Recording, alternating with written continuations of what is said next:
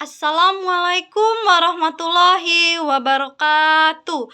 Perkenalkan, nama saya Carmilla dengan NIM 40122111095 dari kelas 5E Hukum Kemaritiman.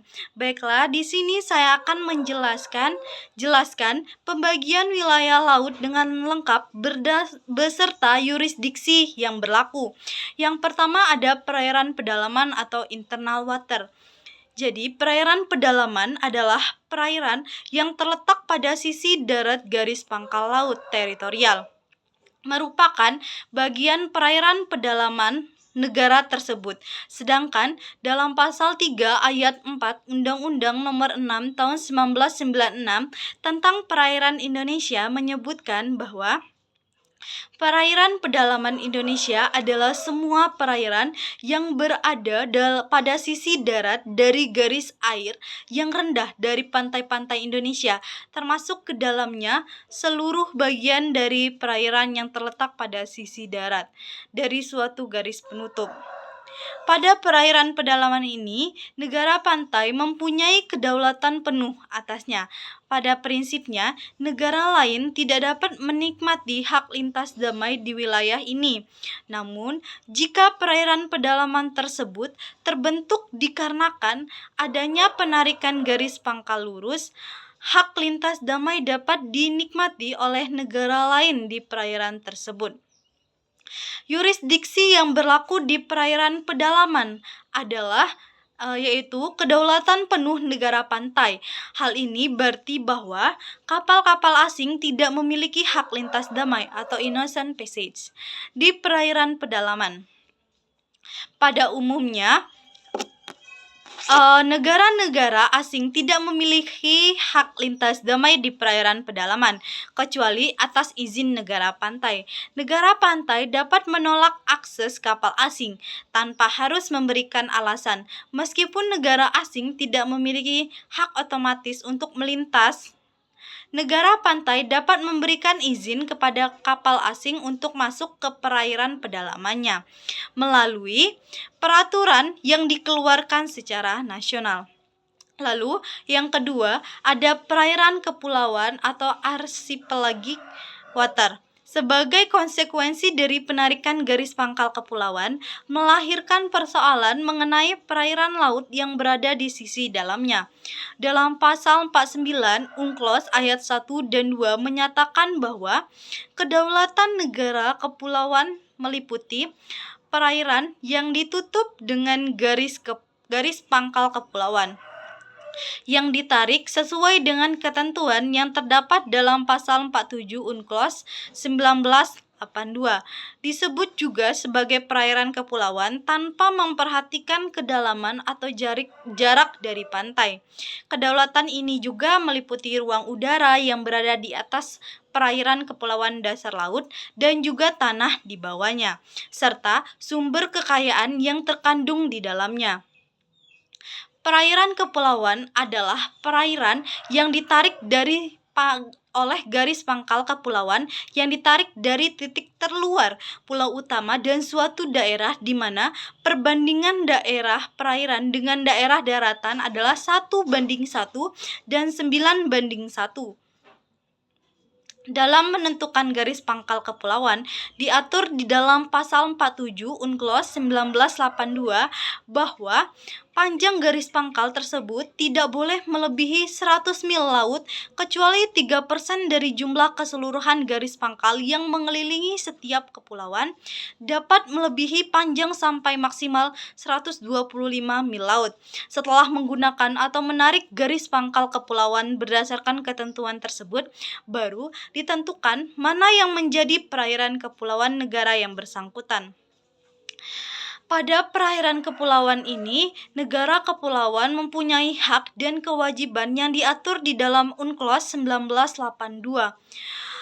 Lalu, bagaimana yurisdiksi yang berlaku di negara kepulauan? Yurisdiksi yang berlaku di negara kepulauan yaitu memiliki kedaulatan penuh atas perairan kepulauan, termasuk dasar laut, tanah di bawahnya, serta sumber daya alam yang ada di sana.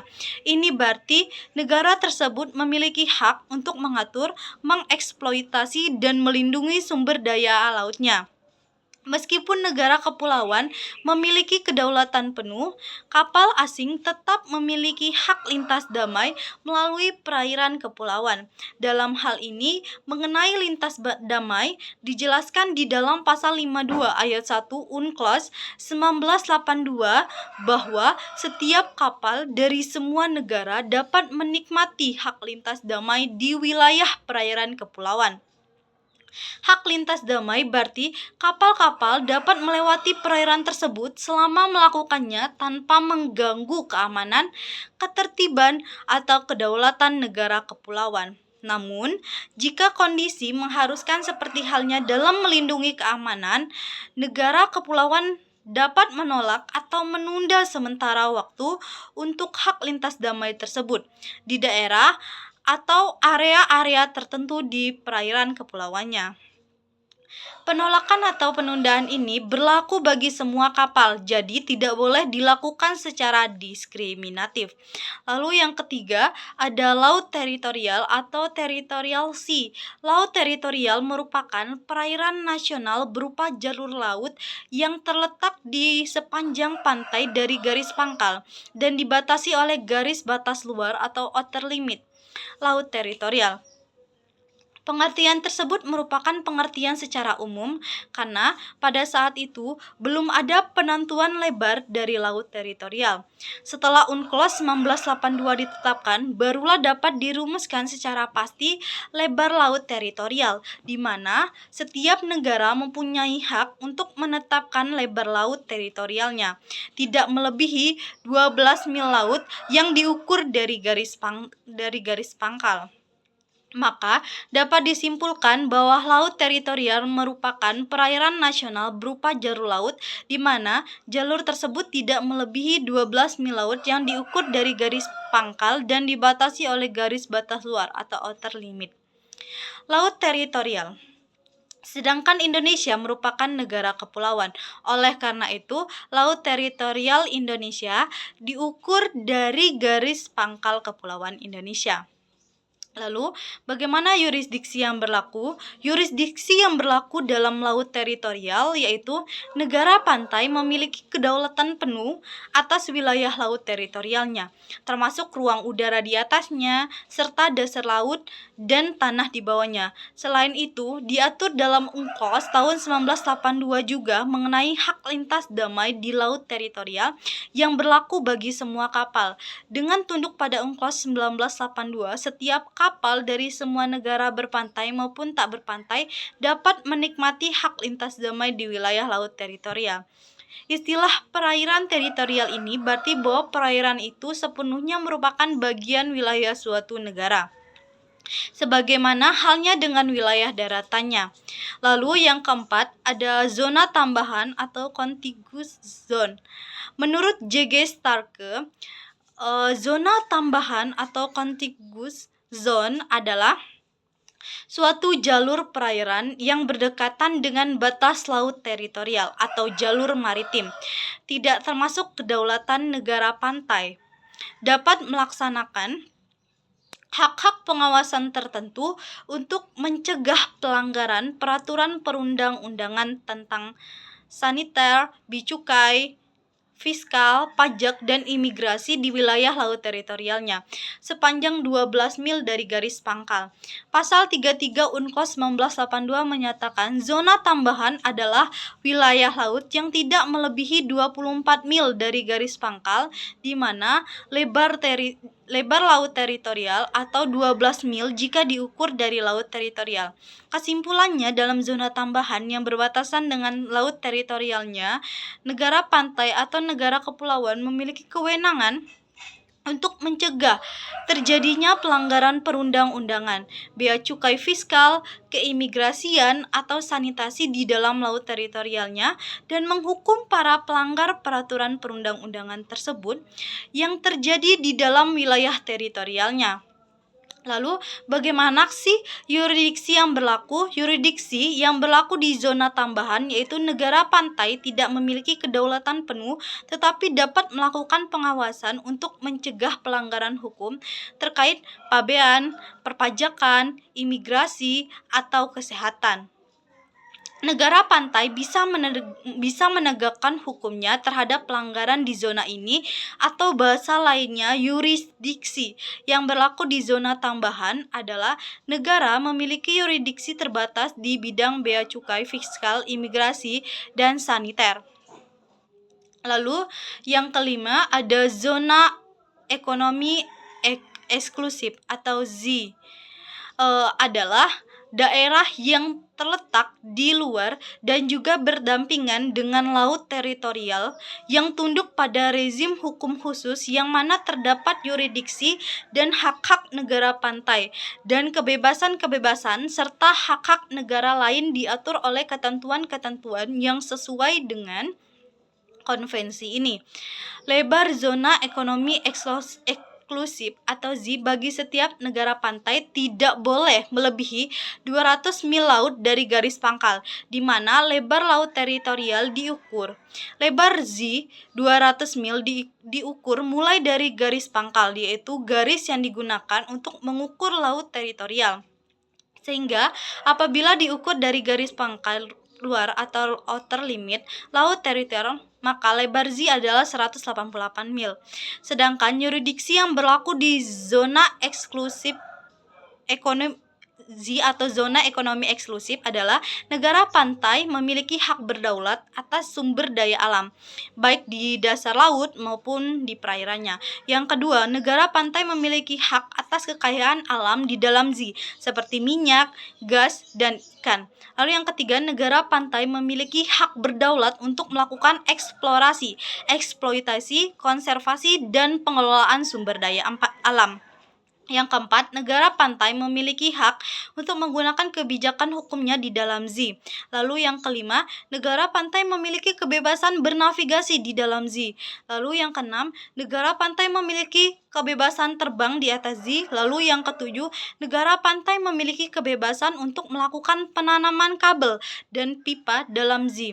Lalu yang kedelapan, negara pantai memiliki hak untuk membuat dan menggunakan pulau buatan, instalasi, dan bangunan di dalam Z. Lalu yang kesembilan, negara pantai memiliki hak untuk melakukan penelitian kelautan di dalam Z. Lalu yang kesepuluh, negara pantai memiliki hak untuk melindungi dan melestarikan lingkungan laut di dalam Z.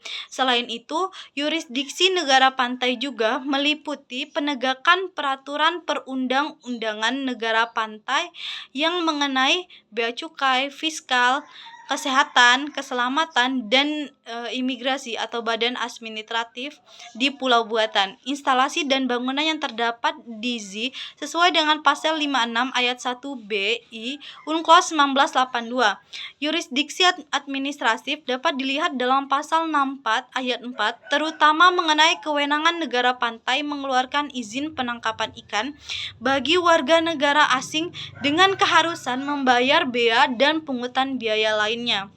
Lalu yang keenam ada landas kontinen atau continental shelf. Landas kontinen disebut juga dengan terusan kontinen atau terusan benua, perpanjangan kedaulatan negara pantai dan negara kepulauan pada wilayah tertentu yang biasa disebut juga dengan landas kontinen.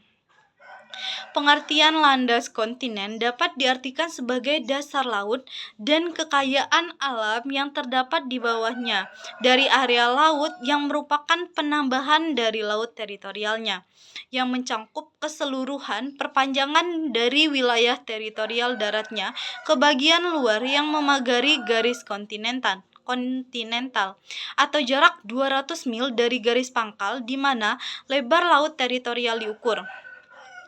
Yurisdiksi yang berlaku di landas kontinen adalah yang pertama, negara pantai memiliki hak untuk melakukan eksploitasi dan eksplorasi sumber kekayaan alamnya.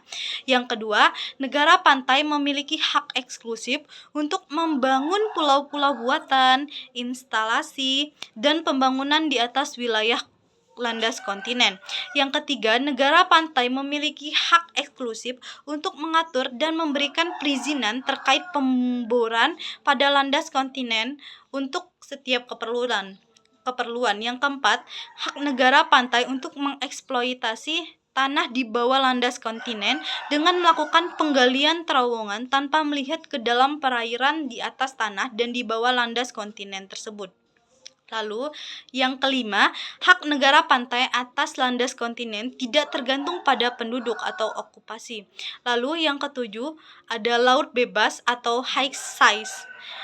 Istilah laut bebas atau high seas pada mulanya berarti seluruh bagian laut yang tidak termasuk perairan pedalaman dan laut teritorial suatu negara.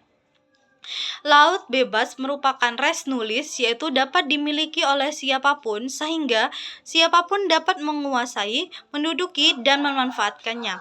Atau dengan kata lain, laut bebas tidak dimiliki oleh negara manapun. Dalam UNCLOS 1982, laut bebas merupakan daerah yang berada di luar laut teritorial, perairan pedalaman, dan perairan kepulauan. Kebebasan di laut bebas berlaku untuk negara pantai, negara kepulauan, maupun negara tak berpantai. Semua negara tersebut sama-sama mempunyai hak untuk menikmati daerah laut bebas dan tidak diperbolehkan untuk menuntut atau melaksanakan kedaulatan atau hak-hak berdaulatnya atas seluruh bagian di daerah tersebut. Semua negara memiliki kebebasan atas laut bebas, tetapi dengan memperhatikan kepentingan negara-negara lain di dalam mereka melaksanakan kebebasan di laut. Lalu, yurisdiksi yang berlaku di laut bebas atau high seas yaitu diatur oleh prinsip-prinsip kebebasan laut internasional sehingga tidak ada negara yang memiliki kedaulatan di laut lepas.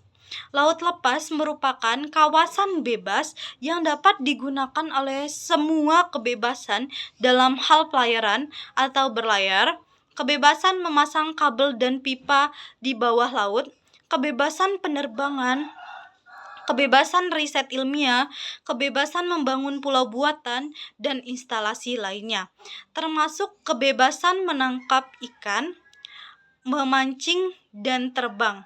Setiap negara memiliki yurisdiksi atas kapal yang mengibarkan benderanya di laut lepas, tetapi tidak dapat mengklaim hak eksklusif atas kawasan tersebut. Laut bebas merupakan wilayah perairan internasional yang tidak berada di bawah kedaulatan negara maupun laut kebebasan dimiliki oleh semua negara di dunia, sehingga tidak ada negara yang dapat mengklaim atau menjalankan kedaulatan di wilayah tersebut. Lalu yang kedelapan ada kawasan atau the area. Kawasan atau the area merupakan rezim baru dalam hukum laut 1982 yang sebelumnya tidak diatur dalam UNCLOS Jenewa 1958. Kawasan berarti dasar laut dan dasar samudra serta tanah di bawahnya di luar batas-batas yurisdiksi nasional. Letak kawasan berada di luar landas kontinen dan berada di bawah laut bebas. Dalam UNCLOS 1982, kawasan diatur dalam bab 9 bagian 1 sampai 5 dari bab 113 sampai 191. Sama seperti laut bebas, kawasan merupakan warisan bersama umat manusia. Pada pasal 13.6 disebutkan bahwa kawasan dan kekayaan-kekayaannya merupakan warisan bersama umat manusia. Lalu, yurisdiksi yang berlaku di the area, yaitu yang pertama, tidak satu negara pun boleh menuntut atau melaksanakan kedaulatan atau hak-hak berdaulatnya atas bagian manapun dari kawasan atau kekayaan-kekayaannya. Segala hak terhadap kekayaan-kekayaan di kawasan ada pada umat manusia sebagai suatu keseluruhan yang atas nama siapa otoritas bertindak. Lalu yang ketiga, tidak sah negara, badan hukum, atau perorangan pun boleh menuntut, memperoleh, atau menghasilkan hak-hak dengan mineral-mineral yang dihasilkan dari kawasan, kecuali apabila dilakukan sesuai dengan ketentuan. Terima kasih telah menyaksikan penjelasan dari saya. Apabila ada salah kata, saya mohon maaf. Kepada Allah saya mohon ampun. Wassalamualaikum warahmatullahi wabarakatuh.